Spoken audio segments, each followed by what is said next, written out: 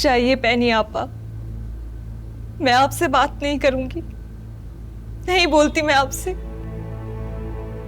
भला ऐसे भी कोई करता है? अभी कल की बात है कि आप मुझे मेरा हाथ पकड़कर मुशायरे में लेकर आई थी। इतने बड़े बड़े शायरों के सामने पहली बार मैंने मुशायरा पढ़ा। मेरी उंगली पकड़ के आप मुझे आगे लेकर आए, मगर अपने आंसू, अपना दुख हम सबसे छुपाती रही, किसी से कुछ नहीं कहा। चाहिए मैं आपसे कट्टी हूं, नहीं करूंगी बात। जिन लोगों ने आपको इतनी तकलीफ पहुंचाई, आपकी तन्हाई, आपकी कमजोरियों का फायदा उठाया, आप उन्हीं लोगों में मुझे तन्हा छोड़कर चली गई।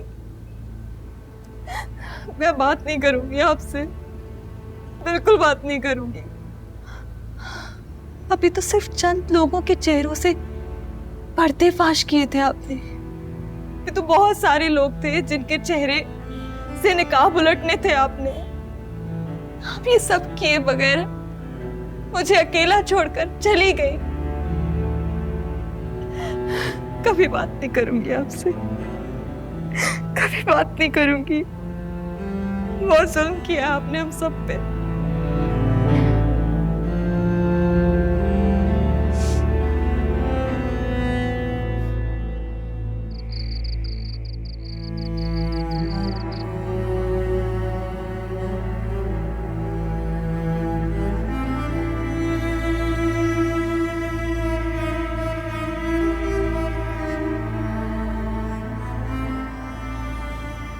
मिराज भाई, जी बाजी, एक बात बताएं। पूछिए। जब पेंटिंग चोरी हुई थी तो साहब ने पेनी साहिबा को फौरन जाने को कहा था घर से, कि बीच में कुछ और भी वाकयात हुए थे? मेरी नौकर जाते बाजी, मैं ज़्यादा बातें तो कर नहीं सकता, लेकिन जो कुछ मैंने देखा वो यही है कि साहब पैनी से तंग आ चुके थे। और दूसरी बात ये, वो जो दो लड़कियां थी, हुस्ना और जहां, मुझे लगता है कि साहब पैनी मैडम के सामने उन्हें बुला नहीं सकते थे। थैंक यू मिराज भाई। ठीक है।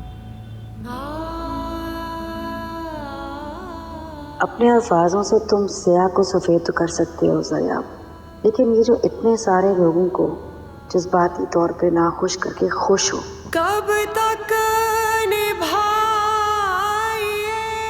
कभी तो ये सिलसिला रुकेगा, कहीं तो तुम ख़त्म करोगे।